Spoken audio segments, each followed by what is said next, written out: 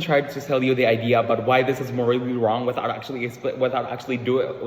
giving an analysis about why this is morally wrong. They have only given you analysis about practicals, which we say cannot fly. But then secondly, proposition needs to prove why making money in social media is worse than using social media regularly. We say that this is still not clear coming from their side. But points of reframing then. I feel like parents itself cannot actually shield their children forever. Shield their children forever just because social media is dangerous. Opposition under our side of the house. Because of this, we are going to make these parents heavily involved and heavily invested in these children's lives to actually be a safeguard and to actually give clear guidelines under our side of the house. But 3 rebuttals coming from proposition then. Firstly, about how this will create an incentive of real-time studying. We say that 2 responses towards this. We said that A, making content itself is not going to be 24/7. They're not going to spend their whole life and spend their whole time to actually make this content itself. There's still going to be proportions under our side of the house that will be enlisted by their parents. But then B, this also happens. Other distractions also happens under proposition, like watching TV, for example, scrolling social media, and it's still going to be distracting towards these individuals, which we say is still going to be symmetrical at the end of the day. But then secondly, about how this will only benefit the privileged. We said that no, this will not. We say that no, this kind of social media itself is actually more accessible to every social layer and every social class. For example, you have phones, you have headset, and you have internet. You are able to do content. You are able to do esports and etc. Comparatively with their mechanism, they try to give you a mechanism about these children can sell in real life. To make more money. We said that it's still more inaccessible towards every layer of the class. For example, you have to invest in more time, in more connections between people, and you need more capital to actually start that kind of business itself. But then three, kids are going to be a passive income. Kids are going to be under the idea about how kids will be a passive income of their parents. 2 responses towards this. Firstly, we say that parents itself will still want the best of these children. They still care and would still know the limitations that they have over the children. Therefore, making their kids a passive income would be unlikely under opposition. But then B, even if for example this happens, I feel like the status quo itself already has a check and balance towards this, where cancel culture is real, where people do not like when it's a form of exploitation.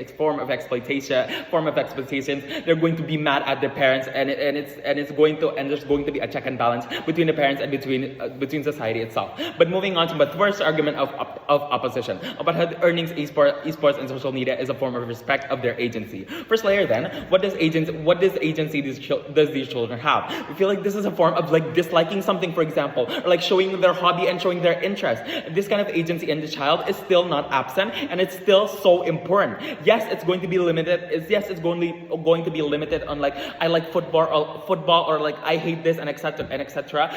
or like showing patience and showing expression. But it's still a form of agency that still cannot be. It's still a form of agency that proposition is neglecting and proposition is dismissive of these children. But secondly, why do these children do social media and esports in the first place? I feel like the reason as to why they do social media and esports in the first place is because children want to show their talent. Children want to show their skills in esports, for example. They want to show that they can win prizes. They can win lots of prizes and lots of trophies, for example, to show the world that they're enjoying this kind of esports and enjoying this kind of esports. And this is a form of expressing themselves on social media. And esports itself for these children are a source of happiness, are a source of motivation, and a source of channeling their agency. But also, there are also children that actually like doing content in the first place. We're making unboxing videos, rating toy reviews, for example, or like just talking to the camera itself. They would want this world to see that they're enjoying and actually genuinely liking making this content in the first place, which we say proposition is still dismissive of. In a way, social media and esports is them channeling their interest and expressing themselves themselves online, and they try to justify, and they say that this is wrong, and try to justify their cases about how this will strip the fun. We say that no. Allowing earnings at the end of the day does not strip that fun, because children are not adults. They will see these earnings as something that is coming out of what they have done on social media. They will perceive these earnings as people like my content, for example, or like I'm getting lots of views, that's why I'm getting this kind of profit, that's why I'm getting these kind of earnings. They will not see this as full capitalism. They will not see this as capitalism at all, but rather they will see that people are enjoying their content, and the profit and the earnings coming from it is only going to be a bonus for them. Going to be a bonus for them. We say that yes, it's going to be risky under our side of the house, but we say that risk does not strip opportunities, where we would still want these individuals to have the autonomy to choose what life they want to live. There's still risk in sports and musicians and child actors, for example, but we still let them play, we still let them do this, we still let them act in movies, for example, and we believe that we still have to do the same. We have to do the same in social media, and still have to do the same in esports itself. But moving on to my second argument then, about how this earnings is a form of acknowledgement towards these children.